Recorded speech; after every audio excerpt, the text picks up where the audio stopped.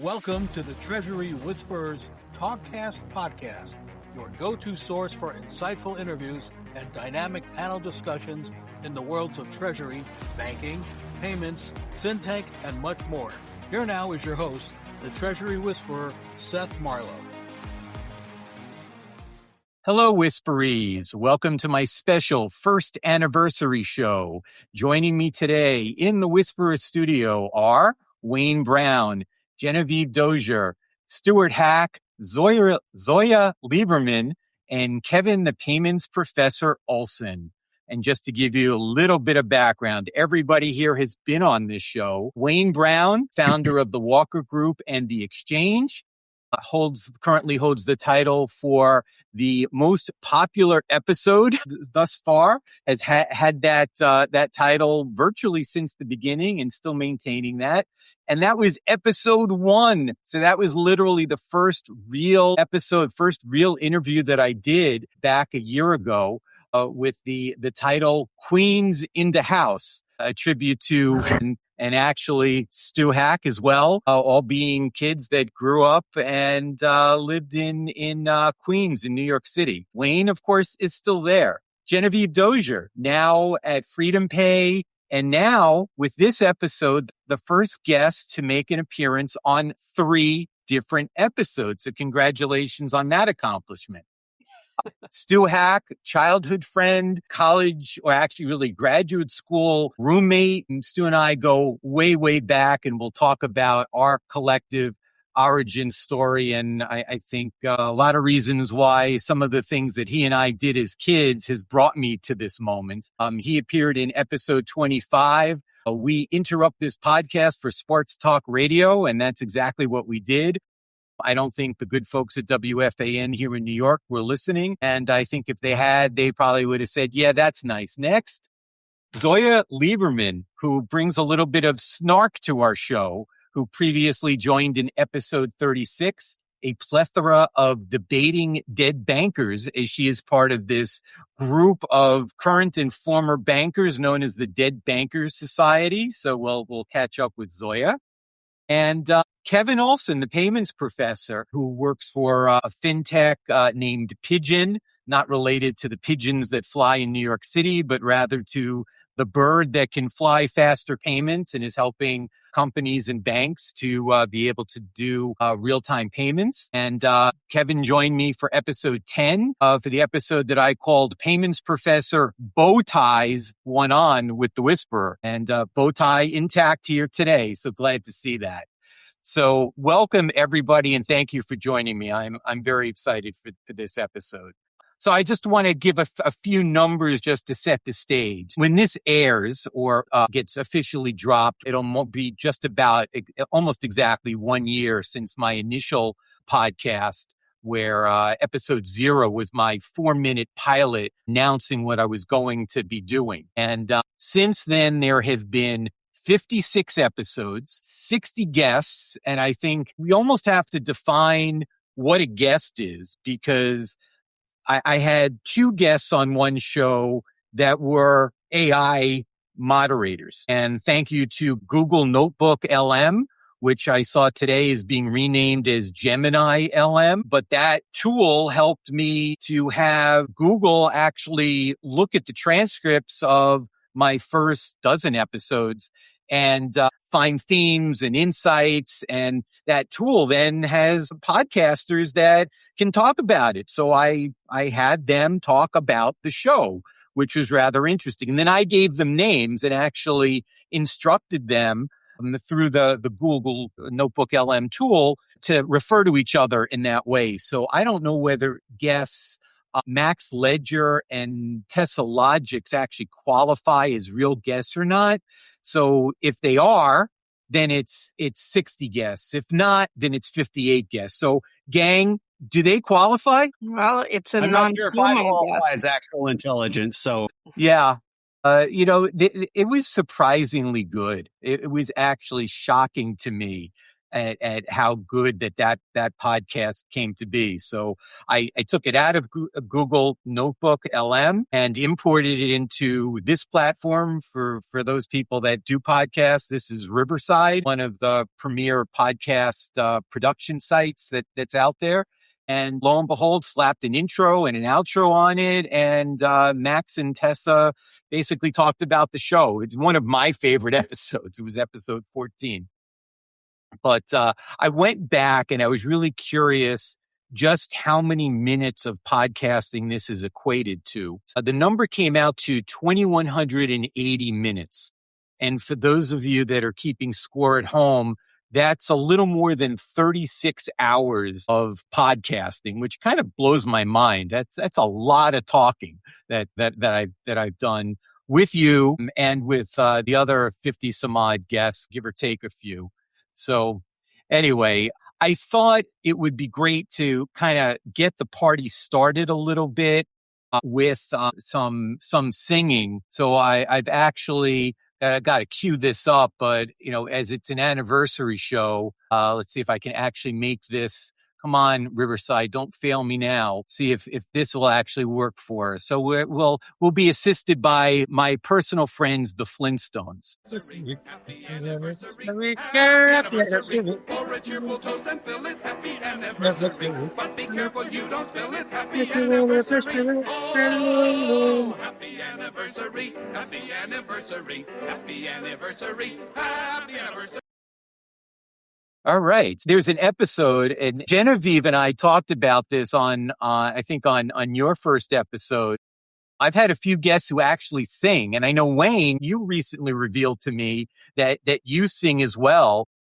I think I'm actually going to make that episode happen. I'm going to bring on some guests who sing, and maybe there's some collaboration, maybe duos, duets. I have no idea. I'm not really a music guy. And none of these are going to be payment related, by the way. That's correct. No. I mean, unless there's, I'm pretty unless sure. we can. There we go. We have a big dog. Yeah. I cannot be part of that episode. My kids ask me not to sing. When I try to sing them lullaby, they say, Mom, don't sing. So I'm pretty sure that I'm going to be excluded from that show. I can snark, I can debate, but I definitely cannot sing. Yeah, I'm with her. My tempo a number of years ago had a perm spiel, and the only reason I was allowed to go on was to be a narrator. There you was go. not There's allowed. always backup, Yeah. though, Sue. You're both going to be backup. Well, since we're getting to the personal notes, Stu, I'm studying for my bat mitzvah since I've never had one, and I have to chant. And I think my rabbi is secretly crying in the corner, hearing my lack of rhythm. Was fortunate. My voice quite hadn't changed yet when I got bar mitzvah, so I was passable then. But about a year later, it would have been a whole new ball game there. And There I you was go. at that event. It was. I was at yours.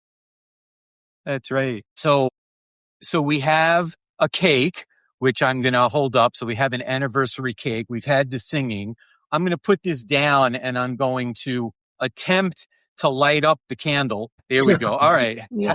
Haven't burnt up the office yet. Let's see if we can. Does actually anyone do know the this. emergency number in Sanford? I think 911 is fairly universal.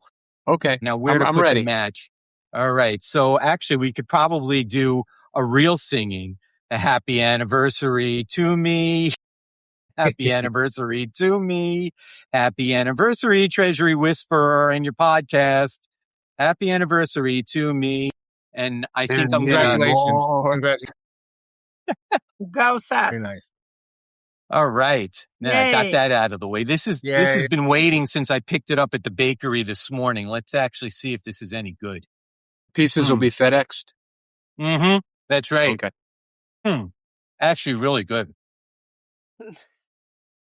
So we've gotten all the celebratory things out of the way so we can get down to business a little bit.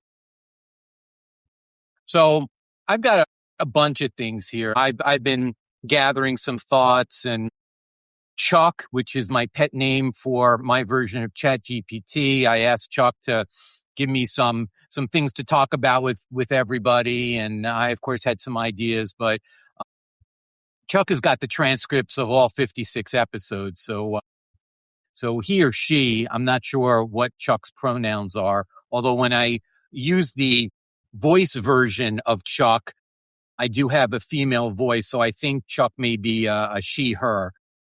And so at least that's what I'm going with, but I still like Chuck. And I took that name from the name that Peppermint Patty called Charlie Brown in the Peanuts series. So I kind of relate a lot to Charlie Brown in many respects. So it kind of works for me. Anyway, I'm going to start with Wayne. I got a question for you. If I had told you when we recorded episode 1, a little bit less than a year ago, that we'd be here now celebrating a 1-year anniversary of this show, what would you have said? I would have said that I would expect not only 1 year, but 10 years and way beyond. And the reason why I would say that is because I know you.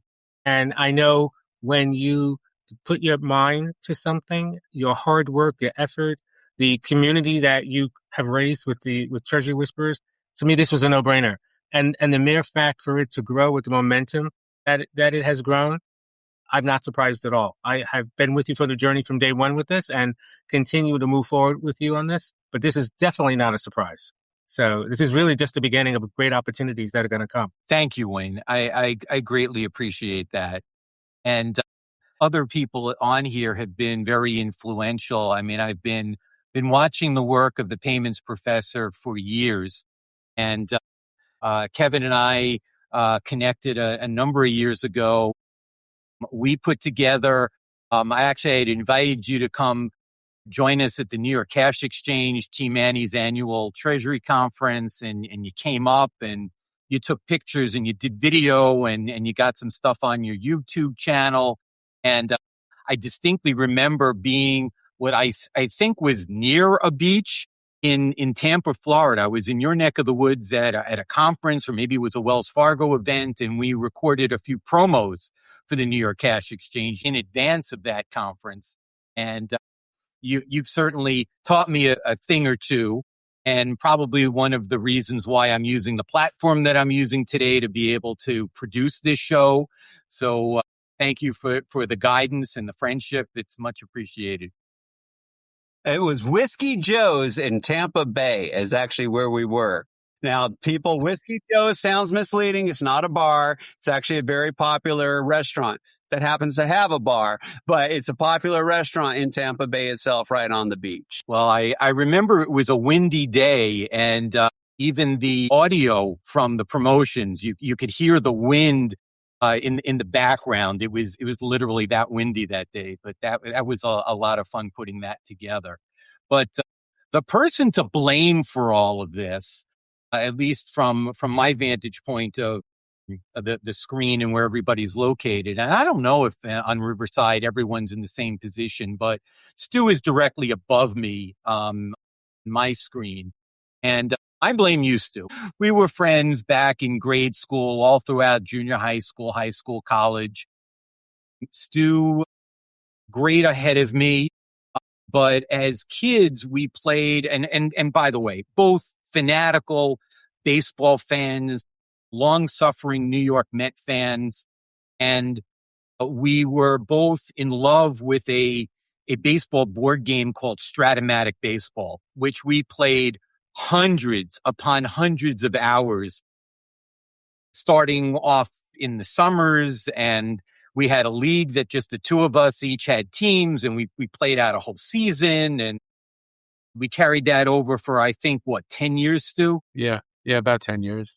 We didn't get out much. No, we didn't. Well, a lot of times we would come back and play in the air conditioning during the summer after having been out playing stickball and basketball. And that's right. New York City kids played stickball. And so that was a lot of fun. But one of the things that we did, and I think we did it, might have been for the first championship or World Series that we had, we recorded the play-by-play of, I don't know if it was all the games, one of the games, but we did this with the old tape recorder back when things were a much simpler world. And that was kind of the starting point for sports broadcasting in the world of Seth Marlowe and Stuart Hack. And that led to other things. And Stu being a year ahead of me in school, he went off to Albany, New York, for those of you that might be down in Georgia. And Stu came back from one of the early vacations and had a cassette tape of his sportscasts on WCDB. What was it? 90.9, the Capital District. 90.9. Okay, there you go. So 91 FM. 91 FM in Albany. And I listened to this and I was like, wow, this is really, really cool. And I went up to college the next year to Binghamton. And by my second semester, I was like, I think I'm going to try out and see if I can get myself on the air. And lo and behold, I too ended up broadcasting there. It was WHRW, 90.5 FM. And the two of us throughout our college time together got to broadcast, and Stu did a lot of play-by-play for the Albany Great Danes basketball team and for some football games. I actually started a sports talk show that was pre-WFAN in New York. As I'm talking about this, Stu, I'm thinking back to a New Year's Eve where we may have called into Art Rutz Jr. on WMCA and may have done something fairly embarrassing on the air, which I won't share here. But that might have also been a early prelude to careers in the media business. But anyway, Stu and I had the pleasure of actually getting to broadcast together, because when I graduated Binghamton, I went on for my MBA. And I ended up going to Albany. And Stu, you had stayed at Albany for graduate school and you got your master's in accounting there. So we actually got to be on the air together on WCDB doing some sports broadcasts. And as I recall, we not only did some sports news updates, but we may have entertained some folks with some impersonations, not that are all necessarily politically correct, but let's just say these two, besides being baseball fanatics, we were also very much in that age of the 1980s World Wrestling Federation, now World Wrestling Entertainment. See one of those impersonations now? I think we might. I meant to bring my dark sunglasses because there was Randy Macho Man Savage. Ooh, yeah. And Stu had some as well. I seem to recall that on that broadcast, you might have actually been Mookie Wilson, but I don't know that we necessarily want to do that on the air here in 2026. Remember, we actually did a call-in show there, which was the first time CDB was doing a call-in show since before either one of us had gotten there. And the challenge with that is dealing with drunk college students without a 7-second delay. And you had to know when to hit the dump button. And, it would start to go downhill. They're starting to slur their words, giggling a little bit. And it's just a matter of the time before the really bad words start coming on. And the station was FCC regulated. They did have a 7-second, but for whatever reason I remember that one show, it wasn't working or whatever. It was live. I could hear it was live. That's kind of crazy. I remember a different situation. So this was back at Binghamton, and I was doing my sports talk show, and I had on the coach of the Binghamton. At the time, they were in a Division III athletic conference, and so the head coach came on the show, and there had recently been a game where one of the players on one of the other SUNY State University of New York teams was making a lot of noise about he was going to go play for Binghamton the next year. And, you can't really be recruiting players from other teams. It's not like today where there's a transfer portal and players are switching teams all the time. And so here I've got Dave Archer, the head coach, on. We're deep in conversation. And then I mention this. The look that I got of daggers in the studio was like, you can't talk about that. You have any idea how much trouble you can get me into? somehow we managed to patch up the relationship for the rest of the basketball season. But that was one of the early oopses that I had in my broadcasting career. Anyway, it was always fun. But those were the kinds of things that formulated me wanting to do all of this. And then, Stu, it wasn't that long ago that you had an internet radio sports talk show as well. Yeah. So I took a 30-year hiatus, not my choice. And in 2012, I had started my own tax and accounting firm. And in 2017, one of my clients owned an internet radio station. And we were friendly. He knew I did radio. He knew I was a sports fan. He had 2 sports shows on at the time. Unfortunately, one of the hosts passed away, so there was an opening. So it's kind of equivalent, like looking for an apartment in Manhattan. You look at the obituaries. So that was kind of my opening to get in there. So the show Hack Attack on Sports ran for 2 years. And actually, the premiere show, Seth, you were one of my first guests. You and actually my daughter were my first 2 guests on my premiere show. And then for the next 2 years, it was a lot of fun. We had a lot of fun shows. We were able to get media people, former players. So it really built up a following, It kind of got the bug back into me again. So, since then, unfortunately, the host of the station passed away, the one who owned it, and he was my co-host on the show, Peter Ween. After that, I've been on some other podcasts, and I'm still fairly busy with my day job. But sometimes you look at what the next chapter will be. And, Seth and I had kind of discussed this recently. I think I would have a blast doing this again. Yeah, it would be fun. I mean, we got so far as to actually name the show. And we were going to call it the Zero Tool Player Podcast, which is really a play on the 5-tool player, which in baseball is a player that can hit for average, hit for power, great fielder, can steal bases. And I'm not sure what the 5th tool is. Stu, what's the 5th tool? You do throwing arm? I don't know. Yeah, well, probably. I mean, if you saw us play, we had none of those tools. So that's was right. The perfect game. That's the origin of that. So from our Little League days. Yes. And Stu and I actually were on a Little League team together one year as well. Forest Heights Pharmacy. They won the championship, didn't they? Yes, we did. Yep. So we've been rather intertwined for many, many years. In fact, it's wow. This is the trophy from Forest Heights Pharmacy. That is in your office. This is in amazing. my office. Wow. Along with the high game from the Hollywood Lanes Bowling League, but we don't have to go there. Wow. I was going to say, we're so intertwined that we managed to marry women that share a birth date. So it's just, it's fun that way. So we've been along for the ride with each other all throughout all of this.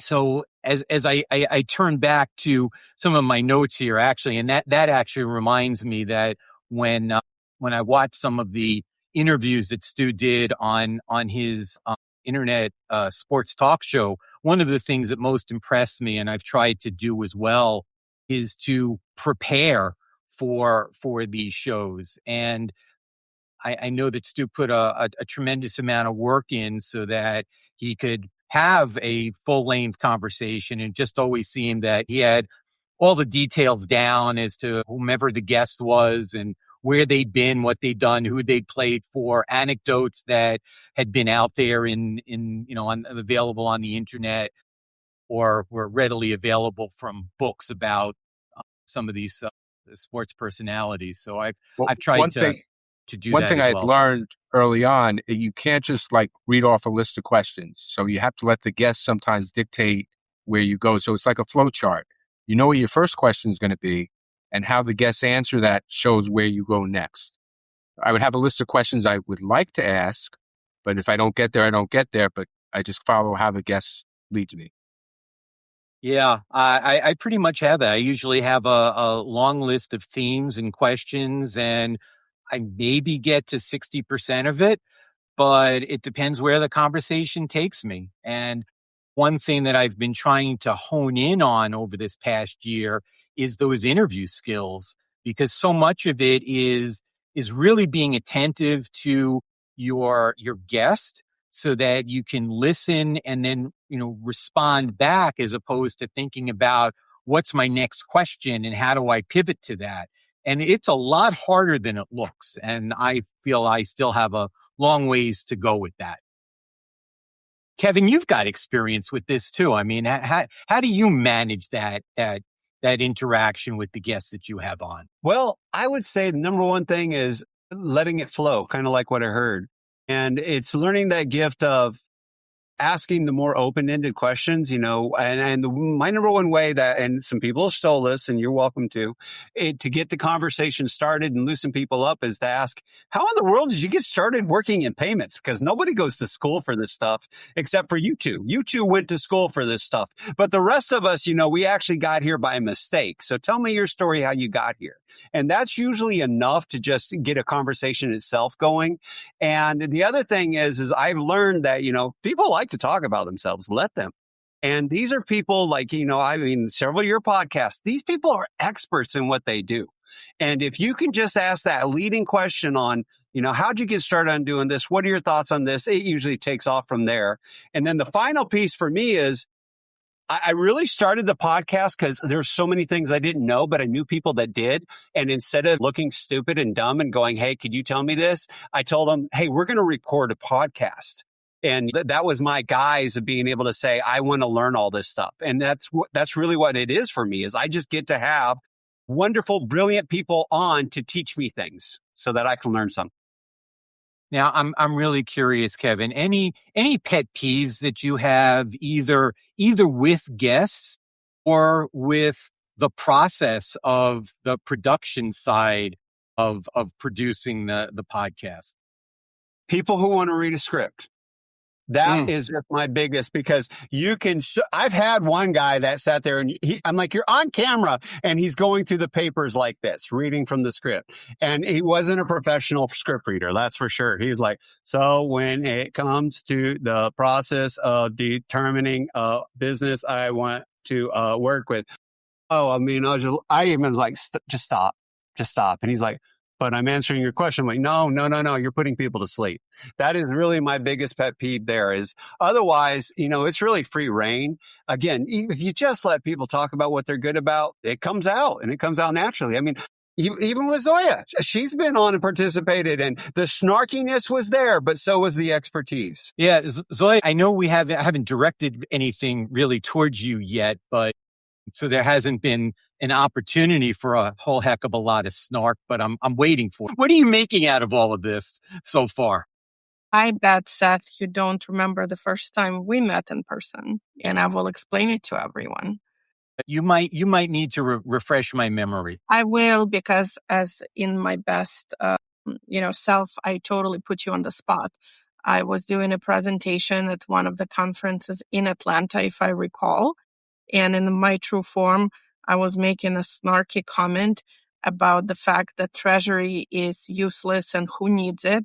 And right on cue, who walks into the room as I say that Treasury, nobody needs Treasury, and Seth walks in. And you should have seen the look on his face when I said that, and said, oh, hi, Seth, you came in at the perfect time.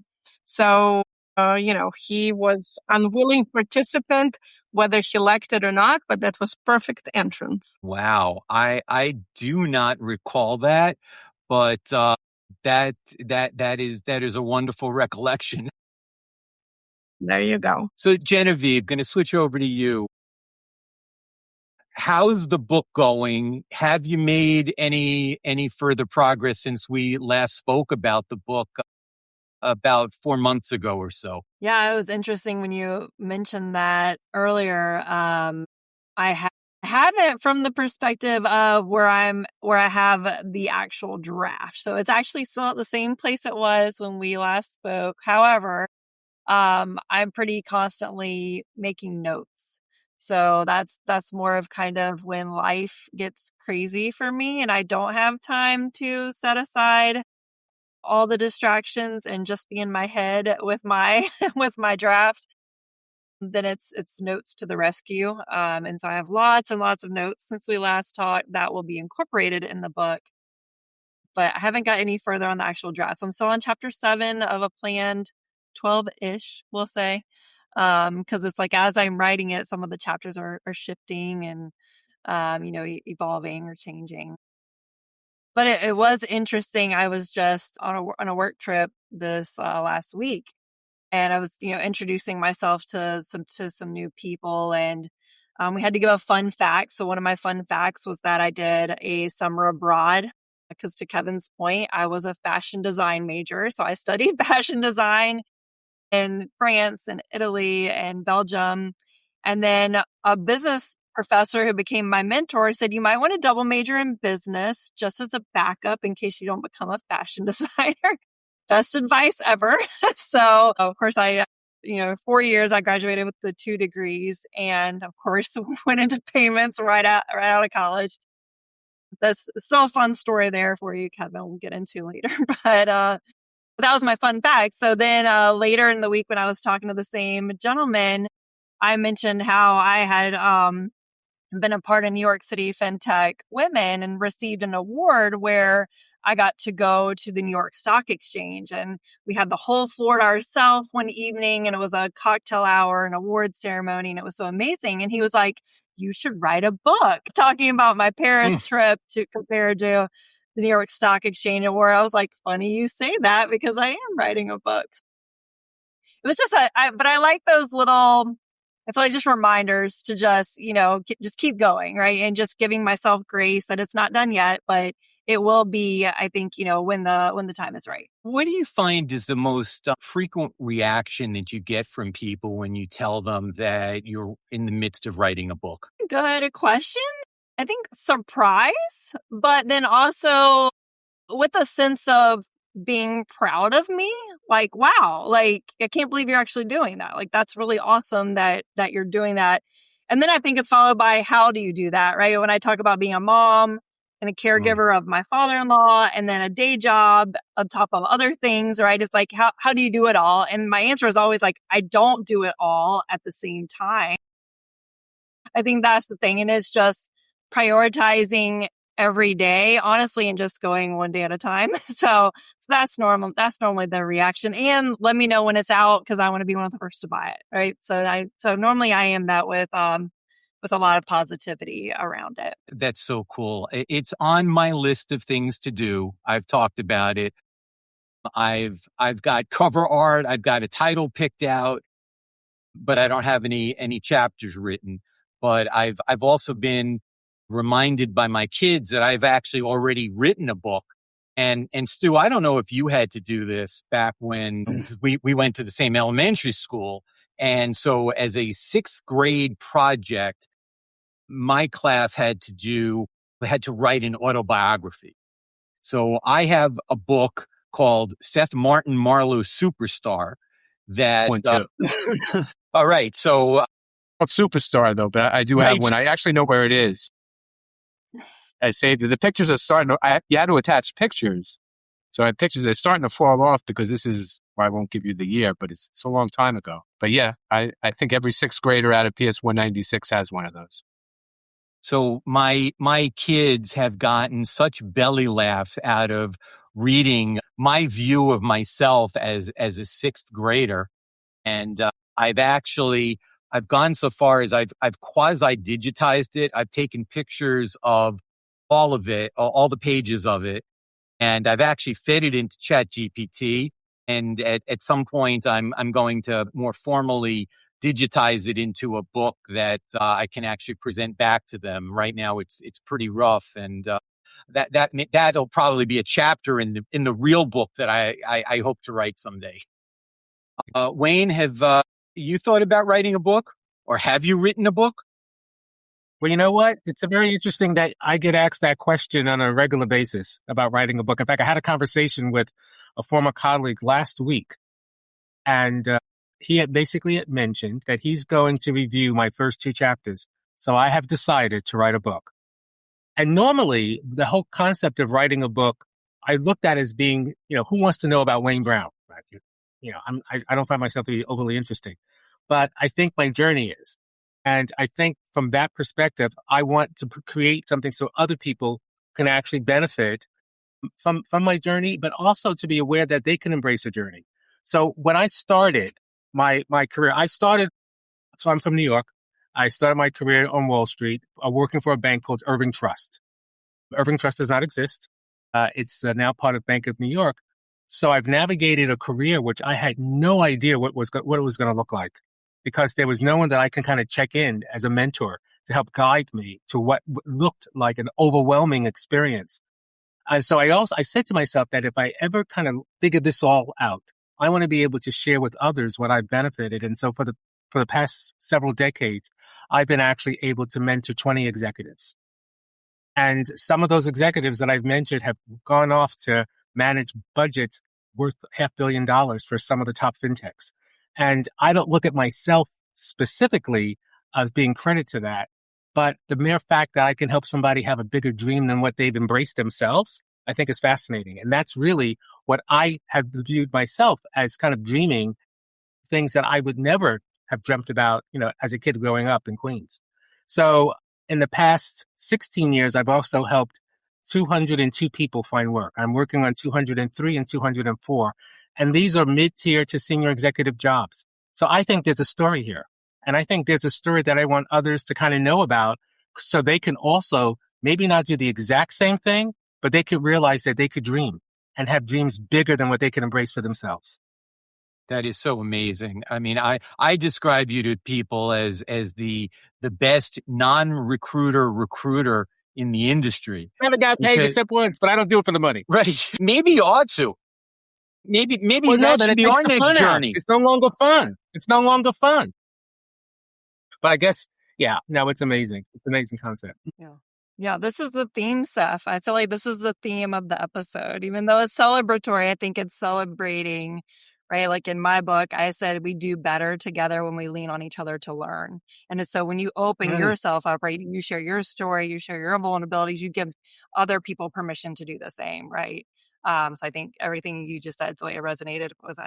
I see everyone nodding their heads, right? With everyone. And that is what it is. Like, your story can be someone else's survival guide or how to, potentially, or even just give them ideas. Like you said, Wayne, like, let them dream, right? I'm like, grew up on a dirt road in a teeny tiny town, had no idea. I didn't even know what Wall Street was, let alone that I would be there one day. Like, my dad was in the military. My mom was a teacher. So like, to your point, I had no business mentor. It was just go to college, and I became first gen college graduate, and that was all I knew. And then it was like, get a job. Okay. And so I think it is unique, our journeys. And then it also is kind of, I think we see it probably because our background, right, of paying it forward and then helping others. I got to throw in my 2 cents on this topic, because it is one near and dear to my heart. My book is ready for the editors. As you may know, I do have the Coach by KO brand itself, where I am actually a certified professional coach. A lot of that comes from, some people don't know this, I have spent the last decade now working with people in alcohol and drug recovery. I do a lot of motivational speeches in that area and for a lot of different conferences as well. And along the lines with all of you, it's all about giving back and helping people.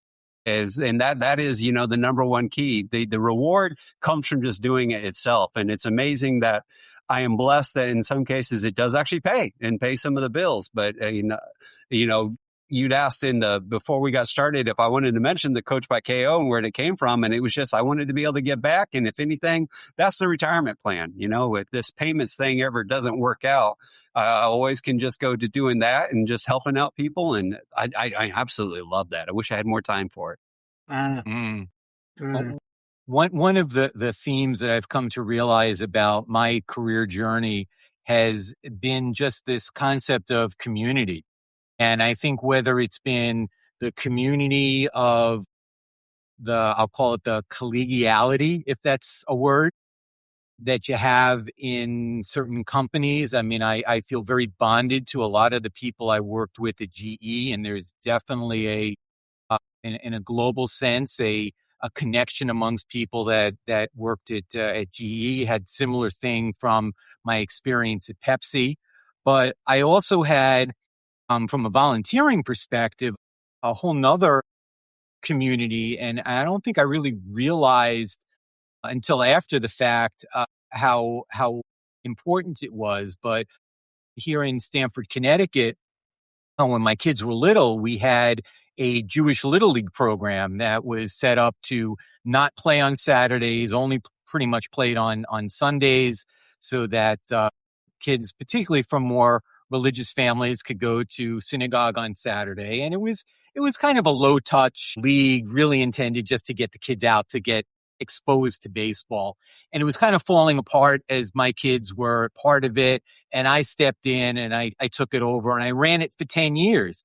And one of the things that I learned was that it was as much about the parents as it was about the kids. And it was very important for me for the kids to have a good experience, but it was also important for the parents. And I opened the door very wide in the Jewish spectrum, from people that were extremely religious, very observant, wouldn't let their kids play in the city little league, or if they did, would not let their kids play on a Friday night or Saturday, all the way to all variations of Judaism, conservative, reform, Chabad, but also unaffiliated.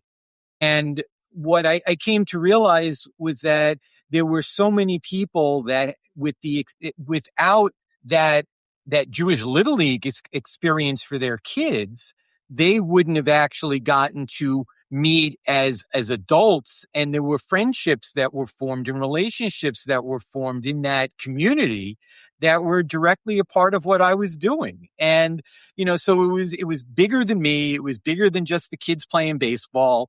And I see that recurring theme, and I use that word community, all about all of us that are in treasury and payments and banking and fintech. And it's one of the things that keeps me going and doing this. It's not just about me. It's about everyone that can tap in. In this case, I've had people say to me, Seth, I've learned so much about treasury because your interviews have been a primer for me to understand what this stuff is all about. And I'm just starting my career in this stuff. But the interesting aspect of what I see, and I've been in banking and financial services most of my career, but then I did a self-examination of what game am I really in? What is my real focus? What's my industry? And then I realized it's really relationships, and those relationships are transportable to anything. And so now I'm in the process of looking beyond payments, banking, and fintech, and looking at other relationships, other industries, other communities that I'm going to be a part of, that's going to focus a central theme on building relationships. Because after all these years, I realized the real power is the community and the relationships that are part of that community that we're building. All of us really are. And that could be leveraged in so many other areas, because at the end of the day, what we really want to do is just help people that somehow may not necessarily understand how to navigate in their community. But at the end of the day, that's what we're involved in. And so that's one of the things. So you're going to see my new strategy, or my enhanced strategy, is you're going to see some things that I'm going to be involved in out of the traditional focus that I have been. Because the longer we do some things, we just want to kind of rev it up a little bit, and it just kind of creates, a little bit more attention for us, and to refocus. So that's in part of something that I'm going to get involved. Now, look forward to seeing some more details around that. Stu, you're in the same boat. I mean, you're involved with the Chamber of Commerce in your town of Wellington, Florida, and you seem to be kind of driving the heartbeat of activities there. Yeah, it was something. I started my business with no clients, which is a little scary to do under any circumstances. To see Wayne can relate. And I didn't even know what a Chamber of Commerce did. I knew it was business related. I had a business. All right, let me do it. And I'm not I've never been the type of person that's going to jump in the deep end right away. I have to stick my foot in and get the right temperature, and little by little, then I go in.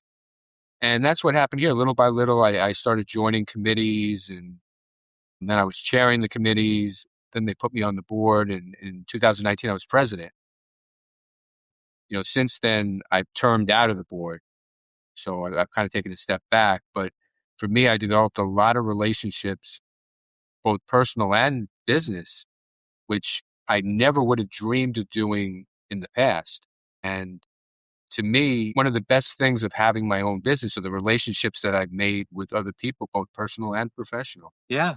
And interestingly, you and I have got connections as a result of that too. There is one member of the chamber, or certainly participant on some of the events that I've seen you do online.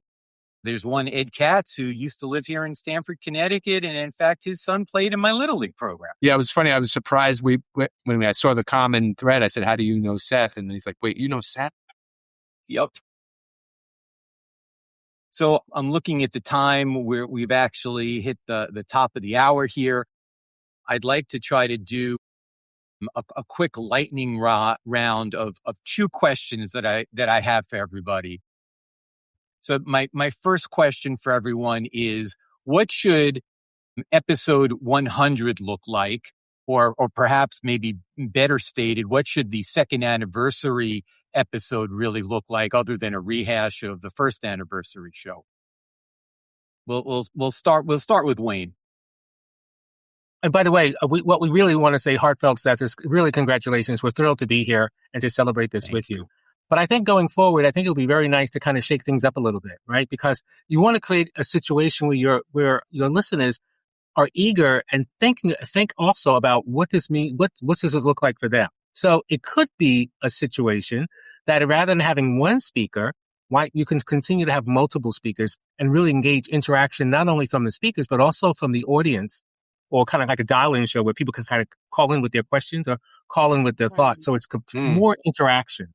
And I think that would be really good. So for example, if you had you see these kind of like round tables where people kind of engage back and forth conversation. So you had that where people kind of, who don't necessarily know each other, to engage in conversation that could be relevant. And then say, wait a minute, we want to see if we can get, you can kind of prep this up a little bit, of people from the audience, kind of see what they say. That could be a difference of, just as a thought. I'm just kind of random in my head. Doesn't know if that makes sense. I think it'd be nice to kind of. No, it totally does. And Wayne, you remember, because you've talked about it to me many times, when I first left Wells Fargo, or as I like to say, Wells Fargo left me a number of years ago, I did a Zoom meeting that was the Treasury Whisperer. Is kind of the origin of some of this as well. It was like a call-in talk show. It was like people were on. It was very collaborative. I think I had about 50 or 60 people that were on, and it was a lot of fun. So yeah. And just as the pause from that event, I am still in touch on a regular basis to 6 people that participated from that event that I have very strong relationships with, and one of them has collaborated with me on projects. Another I'm speaking to next week to introduce her to a potential client, and she has done very much the same for me, which is amazing, all from that event. So thank you. Thank you, Wayne. Genevieve, your thoughts on the second anniversary show? What that should look like? Yeah, I mean, I love winning suggestion of the audience interaction. That's always fun. I mean, I think we talked a little bit about it at the beginning. I love the organic, from being a speaker, moderator myself. I love the organic conversation the best. I think everyone does. And I love kind of where our conversation went today, honestly, and it's more around like the people behind the payments. Like, we all are experts in our different areas of banking and fintech. And yeah, I feel like I've worked at every company except a card brand, and the transaction process is what I say. And yeah, we can talk about all that all day long, but people relate to people. And so actually hearing more about the people behind the payments, right? Expertise, I think would be a cool focus. I didn't play Little League baseball, but I played Little League softball. So from when I was 5 all the way to 16, I was second base in my little town. So I think those are things again that kind of pull us together, and we, learn about each other. And then just like Wayne's saying, like, you maintain and a focus on maintaining the relationships, right? Sure. Kevin, thoughts on second anniversary show? Really love the idea of, hey, what have we done this last year as far as making progress on the books? And what have we done to help others? And I almost want to say too, come prepared to say, who's the future of the next generation when it comes to our perspective fields? Who are people that we can be pulling up, promoting to be able to take the charge and take the lead when, all of us move on? Because I know for me, there were people that led the way that I was able to do the things that I was able to do and learn from them. And I feel like every one of us should be pulling somebody up along with us and, come prepared to say who that person is. I think that's a fabulous idea. I love that. Stu, your thoughts? So I guess I'm the one person that is not an expert in Treasury. What I would say, maybe, again, audience participation is great. For your second season, if there are episodes where someone has a quote or something and you could replay it at the anniversary show and then have the panel chime in. I like that. But I do have a Definitely. question. So, Stuart, another side, Seth, which is also very fascinating, is really hosting and speaking to small businesses, right? So, if there's a way to diversify and to kind of broaden, that might be a kind of focus with a theme from time to time on different businesses, or it could be multiple businesses. Maybe it's something on Business Challenge. On occasion, kind of weave that in. That is relevant to, like, what are they doing on process and procedures? How are they managing? What are the big problems that entrepreneurs have? And I'm one of them. It's still managing the day to day, right? Because we're so busy in creating, Stuart, right up your alley of how we really focusing and keeping an eye on the ball that matters before we get bit in the butt.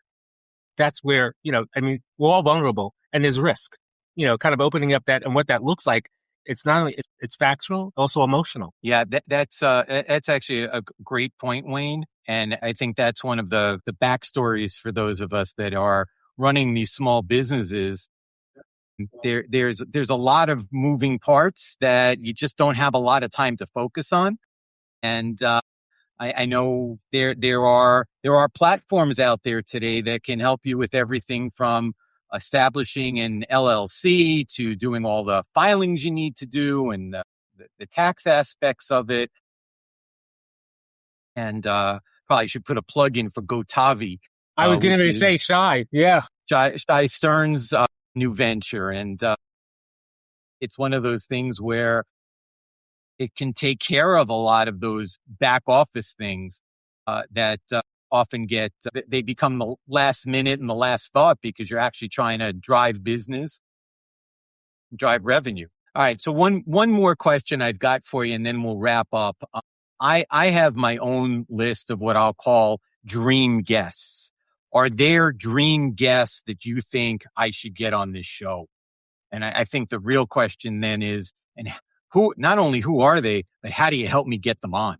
Start with how big are we dreaming? Are we dreaming like people we don't know that we'd like to know, or like are people actually in the business? Well, so let me give you an example of three people that are currently on my dream list. So the first of them for me is Harley Finkelstein.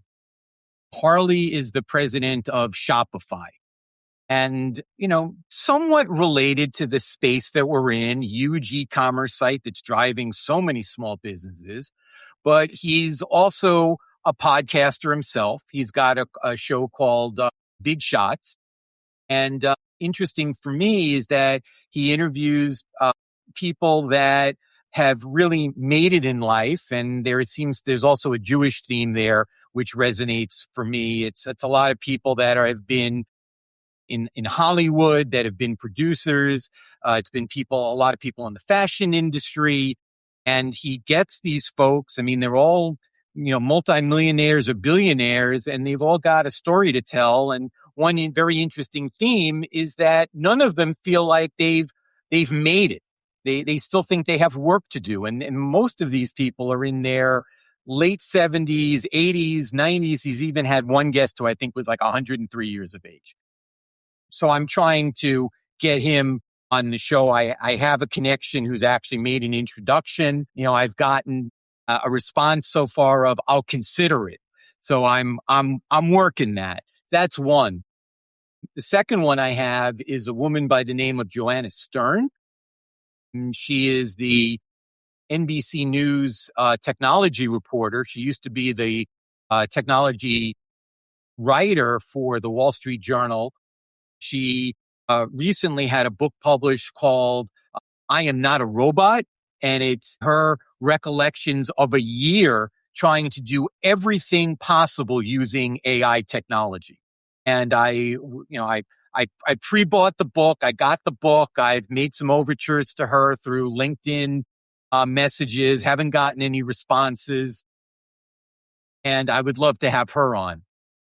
And then the third one on my list is a gentleman by the name of Dan Senor, who is the co-author of a book called Startup Nation, which is about the surprising rise of the state of Israel as this center of innovation. And it's a book that now is 15 years old, but there's as much innovation going on there today, despite the wars and all the things that are going on.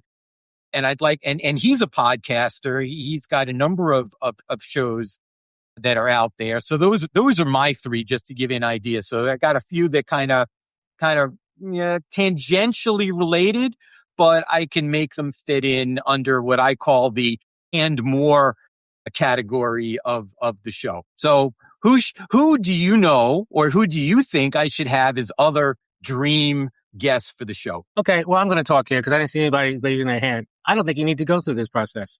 I think you have 26,000 people on Treasury Whispers. They should be coming to you. So I think what you may want to think about is how are you going to approach the people that you want to be on the on the podcast.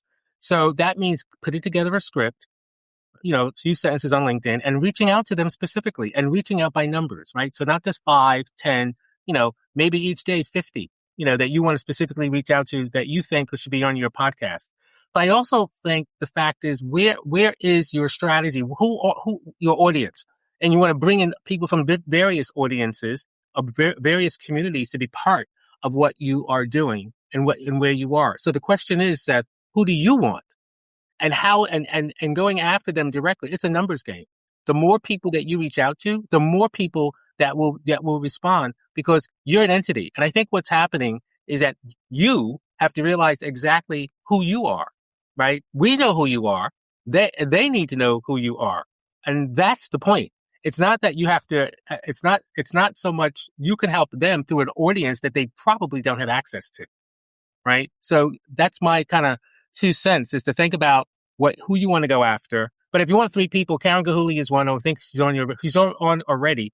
I was thinking of the ex-CEO of Goldman, who is a real down-to-earth person. And I think there's a lot of senior executives in banking and financial services that you can go after. 9 times out of 10 is that they probably heard about you, or they know how to get a hold of you, or they're by one generation away from you. Because there's a lot of those 25,000 people that you have access to their network as well. So you can ask them, your 26,000 people. Did I say 26,000 people? Because I want to make sure that I'm real clear. 26,000 or 27? It's actually, Wayne, the odometer is actually going to flip over to 31,000 hopefully this week. Okay, well, listen, what you really need to do is drop the mic. That's awesome. Well, there we have it. Stu, thoughts? So I really can't recommend a specific guest unless you kind of form a shortstop for the Cubs. But what you want really, my experience is you're on social media, you see other people posting in your industry, and if there's someone you're interested in, you reach out, you say, I have this show, I'm on Spotify, et cetera. I do one a week, and I'd really like to have you on, would that be possible? And you could try, obviously LinkedIn is one way to do it. You could see if they have a website, maybe try and contact them through the website, and just different ways to try to get them on. And what you could also do within your industry, say, well, I had so-and-so on and I had so-and-so on past shows, and I'd like to have you on a future show. So now they're thinking, okay, and if they've heard of the person, if they've had this person on, then yeah, I'd like to be on. And it goes with what Wayne was saying. It makes them want to come to you, and it gives you more of a following. And you'll find, Seth, because you've done so much in the first year, you'll find it's going to get easier and easier and easier, because it's the old saying, if you build it, they will come. That's right. Genevieve, you, I think, were an example of one of those people that I reached out to. You and I had never met or spoken before, and I reached out because I've seen awards that you've won in the industry, and I said, there's somebody that I want to have on the show. So who would be on your list for me? Yeah, no, I was going to mention that because I didn't know who you were. To your point, I think one time I saw you do your weekly post that said "Whisperies on the move," and I was like, oh, I'm a whispery. Like he spotlighted me, like right, very honored. And then you reached out to me directly on LinkedIn, and I do always check my direct mail. I don't know about other people, right? When we start talking, what we view as higher up, right, in the world. But I do still check them and like see like who's legit or who not. I actually had one person reach out to me and wanted to feature me in a Forbes article, and I was like, "Wait, are you legit?" And she was. And so that's probably one of the biggest highlights of my career to date. Being featured in Forbes. But yeah, so Seth, I mean, and I think other things.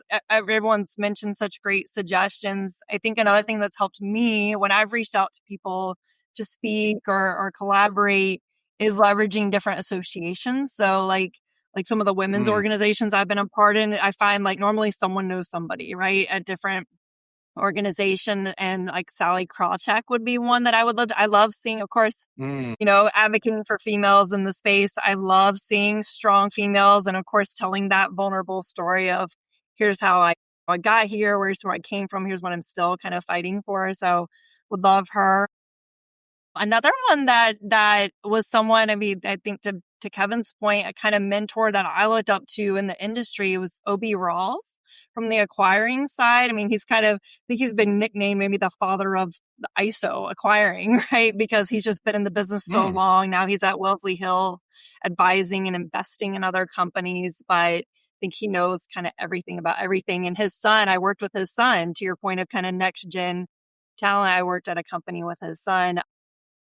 And my third one is just for fun because Joan Jett is who, if I had a podcast, I would figure out a way to get to her. And I am actually 1 degree away from her because I know a professional skateboarder from the 70s who she's friends with. So, but that would be like a dream podcast first. Again, just from that strong female. She played electric guitar when girls were told they couldn't play electric guitar. So I love those types of stories, right? Because it's kind of the same concept of business, just in a different industry, kind of like Wayne's pointed out. So that would be my thing. And you're not worried about getting a bad reputation for that, right? I want a bad reputation. Very well played, Stu. I don't give a damn about the reputation, right? Well, I can get you in touch with Obi Rawls. He would be fantastic, by the way. Yeah. All right, let's do it. Let's do that. Zoya, welcome back. Thank you. And so we've been talking about dream guests that I should try to have on the show. Well, obviously before, I know a lot of podcasts talk about wishful thinking, so guests dead or alive. However, it sounds like you had a couple of guests that technically were not alive or not in a human form, right? AI guests. So That's right. if it was, if sky is the limit and it doesn't matter, I wish I would be on a podcast or you have as a guest Madeleine Albright. I've had an honor of listening to her live at one of the AFPs. I'm totally dating myself in Philadelphia about a gazillion years ago. And the poise, the way she spoke, the way she articulated her thoughts, the way she was snarky without being obvious about it was absolutely inspiring. So I wonder, I know there are a lot of concerts these days where you have the holograms of people that are no longer alive.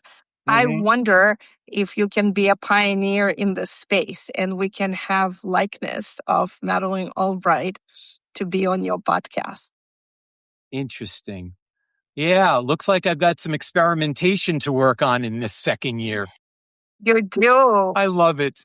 And, I want to thank all of you for joining me today and helping me celebrate the show's 1-year anniversary. I appreciate each and every one of you for the things that you've contributed to the show, to me personally, and to the industries that you're all in. It's really been a lot of fun today. So thank you for joining me. Thank you for having me. Thank you for having us. So for my listeners, that's It's been Wayne Brown, Genevieve Dozier, Stuart Hack, Zoya Lieberman, and Kevin Olsen, the payments professor. So that is a wrap for today, Whisperees. If you want to get your message out to the Treasury, banking, payments, and fintech world, consider sponsoring an episode and getting your leadership on this show. For information about that, you can email us at info@treasurywhisperer.com. Until next time on the Treasury Whisperers Talkcast podcast, this is Seth Marlowe saying bye-bye for now. Thanks for listening to this episode of the Treasury Whisperers Talkcast podcast with Seth Marlowe. The Treasury Whisperers Talkcast podcast is produced by the Treasury Whisperer Studio and Treasury Whisperer LLC. Copyright 2025. Any rebroadcast, retransmission, or account of this podcast without the express written consent of Treasury Whisperer LLC is strictly prohibited.